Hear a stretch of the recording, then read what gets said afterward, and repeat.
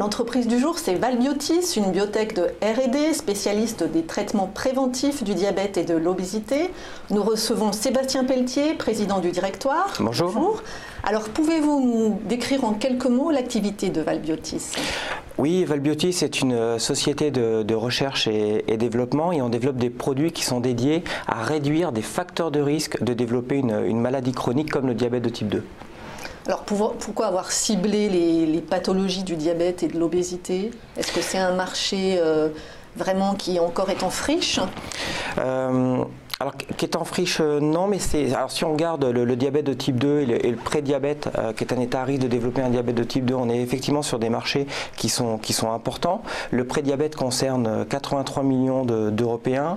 C'est un peu plus de 86 millions d'Américains qui sont atteints d'un prédiabète aux États-Unis. Donc effectivement, on est sur des chiffres importants. Le plus gros du marché est aux États-Unis? Le plus gros du marché est aux États-Unis. Et puis, aujourd'hui, pour le prédiabète, on n'a pas de solution adéquate pour les gens qui ont un prédiabète. Donc effectivement, la conjonction de une taille de marché importante plus un manque de produits pour les gens prédiabétiques constitue une belle opportunité. Alors aujourd'hui, combien de produits avez-vous dans le pipe et pour quelle pathologie? Alors on a 5 produits en cours de développement, tous au stade de développement clinique, ça c'est un point important, avec notamment 4 produits, un produit qui est dédié à la réduction d'un facteur de risque de développer un diabète de type 2, c'est Valedia, donc qui adresse la population des prédiabétiques. Qui est notre produit le plus avancé. Qui est notre produit le plus avancé. On a un produit Val07 qui est un produit destiné à réduire un facteur de risque de développer une maladie cardiovasculaire et donc qui va s'adresser en fait à des gens qui ont un peu trop de lipides dans le sang. On a un produit qui est destiné aux personnes en surpoids ou obèses, LPD64, et un produit également Val63 NAFLD qui est un produit qui est destiné à réduire un facteur de risque de développer une NASH qui est la maladie du foie gras, comme on peut l'entendre. Et alors, ce qu'il y a de très intéressant, c'est que en fait, les essais cliniques, la phase 2 suffit. Il n'y a pas besoin de passer en phase 3 pour ces produits, puisque en fait, c'est la phase 3 qui prend le plus de temps, ou en tout cas qui est la plus coûteuse. Donc pourquoi ? Oui, tout à fait. Donc, si on fait un comparatif entre le développement d'un médicament pour obtenir une autorisation de mise sur le marché et le développement d'un produit où on va demander une autorisation un peu spéciale aux autorités, on appelle ça une allégation santé. Donc, c'est une promesse santé extrêmement forte. Par exemple, aux États-Unis, ça pourrait être Valedia réduit le risque de diabète de type 2. Donc, on est bien sur une promesse santé importante. On doit obtenir les mêmes preuves scientifiques et cliniques jusqu'en fin de phase 2. Pourquoi ? Parce qu'on doit démontrer en fait que le produit, si on prend l'exemple du diabète de type 2, réduit un facteur de risque de développer un diabète de type 2, donc la glycémie à jeun, la sensibilité à l'insuline, la glycémie après un repas, mais on n'a pas à démontrer que le produit recule l'apparition du diabète de type 2. Une telle démonstration, effectivement, c'est l'équivalent d'une phase 3, parce que pour, par exemple, démontrer qu'un produit recule l'apparition d'une pathologie, c'est plusieurs milliers de patients et qui sont suivis sur le long terme. Nous, on doit démontrer qu'on réduit un facteur de risque et donc c'est pour ça qu'on n'a pas de phase 3 parce que des phases 2 suffisent à démontrer qu'on réduit par exemple la glycémie à jeun ou qu'on améliore la sensibilité à l'insuline. Et en termes de durée, ça réduit de moitié de supprimer cette phase 3? Ça réduit de moitié, oui, à peu près. Une phase 3, ça dure entre 3 et 4 ou 5 ans suivant le type d'essai. Donc c'est cet essai-là, effectivement, qui n'est pas nécessaire. Et puis également la réduction du temps lié à la préparation de la phase 3 aussi. La phase 3 est une étude assez longue, mais la phase de préparation est aussi longue. Alors avant de revenir sur vos produits, ce qui m'étonne, c'est pourquoi les grands labos n'y ont pas pensé avant vous à supprimer cette phase 3 ? Oui, alors supprimer cette phase 3, c'est pas... Non, c'est une bonne question. Quand on regarde l'industrie pharmaceutique, ils sont taillés entre guillemets pour développer du médicament, obtenir des preuves scientifiques et cliniques extrêmement fortes pour commercialiser du médicament dans une réglementation médicament. Et ils sont organisés pour ça. À l'inverse, quand on regarde les gens du complément alimentaire, puisque c'est le statut du produit, eux, le marché du complément alimentaire... Vous n'avez pas un statut de médicament. Non, on n'a pas un statut de médicament. Et les gens du complément alimentaire, on est sur des produits qui ont besoin d'avoir un turnover important, d'être renouvelés sans cesse. Donc à l'inverse, on est sur des marchés avec beaucoup de marketing et des entreprises qui ne sont pas organisées finalement pour obtenir des preuves scientifiques et cliniques. On a organisé la société entre les deux avec des compétences alimentaires, des compétences pharmaceutiques, parce que c'est une voie réglementaire qui est nouvelle pour l'industrie pharmaceutique, qui est connue pour l'industrie agroalimentaire, mais qui n'est pas habituée à avoir des preuves scientifiques et cliniques. Et donc en fait, on est la première société effectivement à être taillée pour ça, pour obtenir ces allégations qui sont nouvelles en Europe. La réglementation, l'application de cette réglementation, c'est fin 2012. Vous allez faire des émules.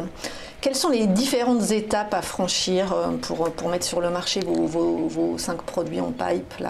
Et à quelle échéance?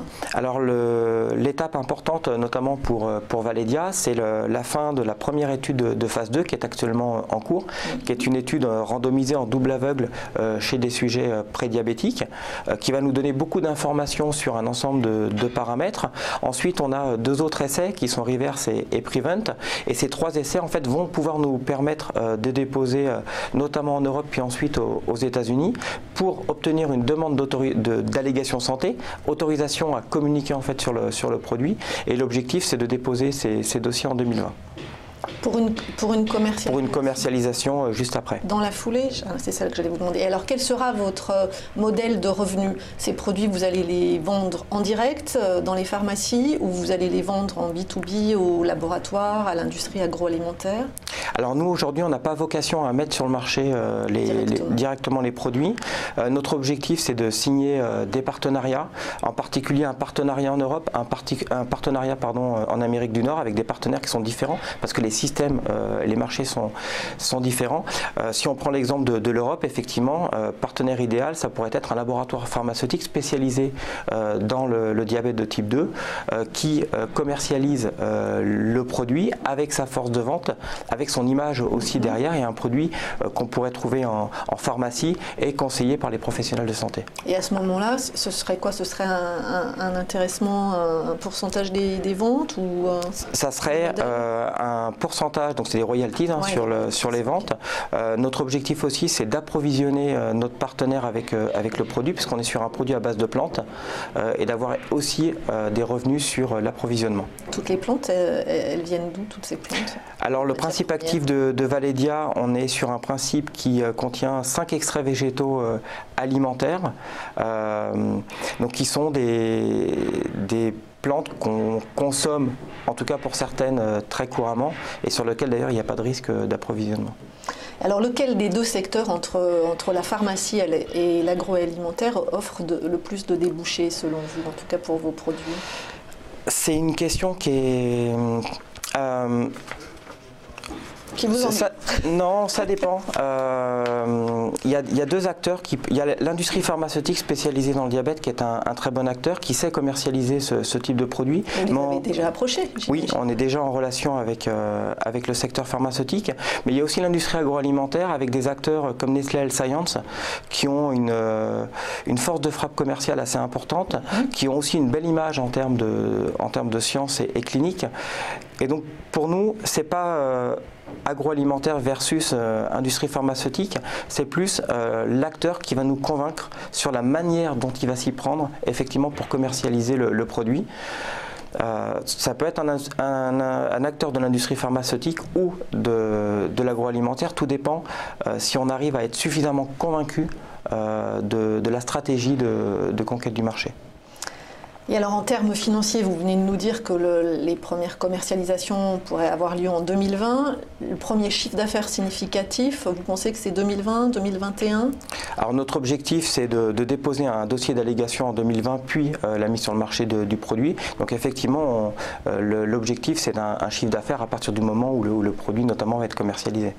Alors, l'entreprise est cotée maintenant pratiquement depuis 1 an sur Euronext. À quoi ont servi les 12 millions levés sur le marché il y a 1 an?